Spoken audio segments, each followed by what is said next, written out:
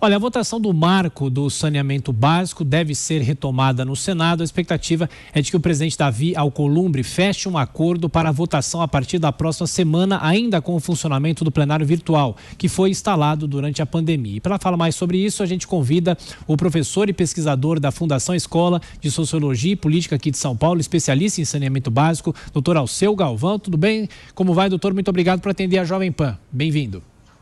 Bom dia, Tiago. Bom dia, Kalina. Doutor, inclusive o senhor tem um levantamento, um estudo, uma análise. A partir deste marco regulatório, como é que ficaria o papel da ANA, Agência Nacional de Águas, que hoje, obviamente, está muito ligada a questões da água aqui no Brasil. A gente falou muito sobre a ANA na época da crise hídrica aqui em São Paulo, mas de que forma que a ANA pode ter um papel primordial nessa evolução do saneamento básico no Brasil, que é um setor caótico, doutor? Observe, Tiago, que o projeto de lei, o 4162, ele está calcado em dois grandes pilares, né? O pilar 1, que está relacionado à mudança na estrutura de contratação dos prestadores de serviço, aí entra toda a discussão do final do contrato dos programas. E o segundo pilar está relacionado à inserção da ANA, que é a Agência Nacional de Águas, na regulação dos serviços de saneamento básico. De acordo com o projeto de lei, a ANA ela vai editar normas de referência para o setor. Veja que o setor de saneamento básico, agora na pandemia, ele foi elencado a um patamar superior, como a primeira ação de prevenção ao vírus do corona. E aí também, por outro lado, essa crise ela acabou desnudando os enormes e graves problemas que nós temos em relação ao saneamento básico, e não somente aqueles que estavam nos números que são apresentados, números gerais, em relação ao atendimento de água, que hoje está em 83,6%, a falta de esgotamento sanitário, nós temos apenas 53,2% atendidos por rede coletora e apenas menos da metade é tratado, mas a crise ela desvendou que nós temos áreas invisíveis, né, que até então eram invisíveis, que são as periferias, as áreas irregulares, né, as periferias das grandes cidades, que de fato necessitam do acesso ao saneamento básico. E o projeto de lei, né, a essência dele é buscar a universalização dos serviços, haja vista que as perspectivas originais que no Plan SAB estavam para 2033, nelas não mais se configuram e, obviamente, nós teremos algumas décadas de atraso em relação à universalização do saneamento básico, que é, dentre as infraestruturas do país, a que nós temos a mais atrasada. E ele traz a ANA como essa, digamos, a normatizadora. A partir do momento em que agências reguladoras, prestadores de serviços, não atendam às exigências normativas da ANA, elas não terão acesso a recursos da União, sejam onerosos e não onerosos.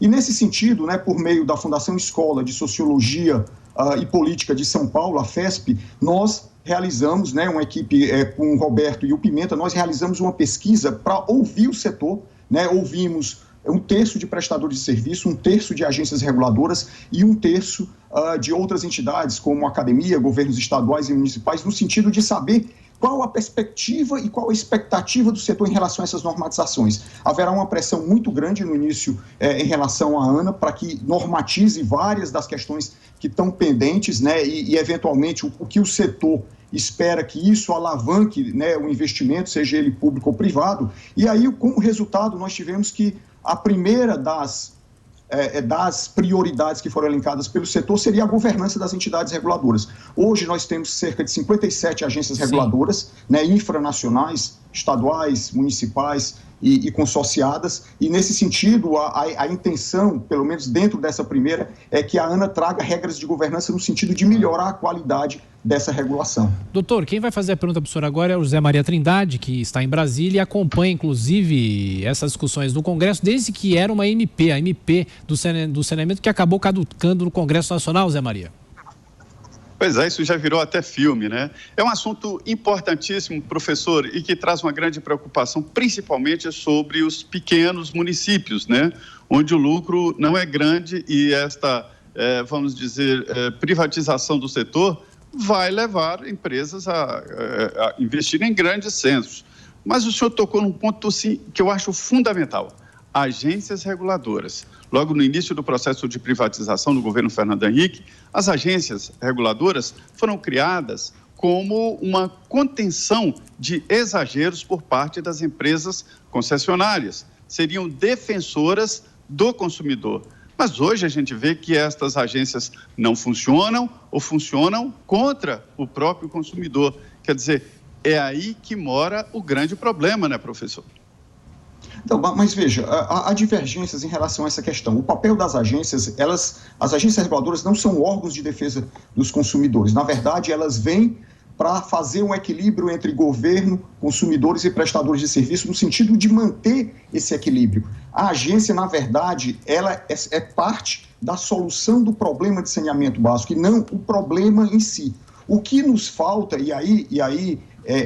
daí a importância que na pesquisa, que é o papel da ANA, é no sentido de trazer melhorias à qualidade dessa regulação, fazendo com que não haja contingenciamento de recursos, fazendo com que as agências tenham autonomia administrativa, autonomia financeira, né, no sentido de podar eventuais interferências por parte dos poderes executivos. Então, o que nós queremos de fato, e aí vem no seguinte sentido, a agência ela vai fortalecer a chegada do investimento, seja ele público e privado. E é isso que nós queremos, e por meio das regras de governança, né, que podem ser emitidas pela ANA, caso o projeto de lei ele venha a ser aprovado, nós teremos um fortalecimento da regulação, um fortalecimento das agências reguladoras. Ok, doutor Alceu Galvão, que é especialista em saneamento básico, mais uma vez, muito obrigado por atender aqui a Jovem Pan, bom trabalho, até a próxima.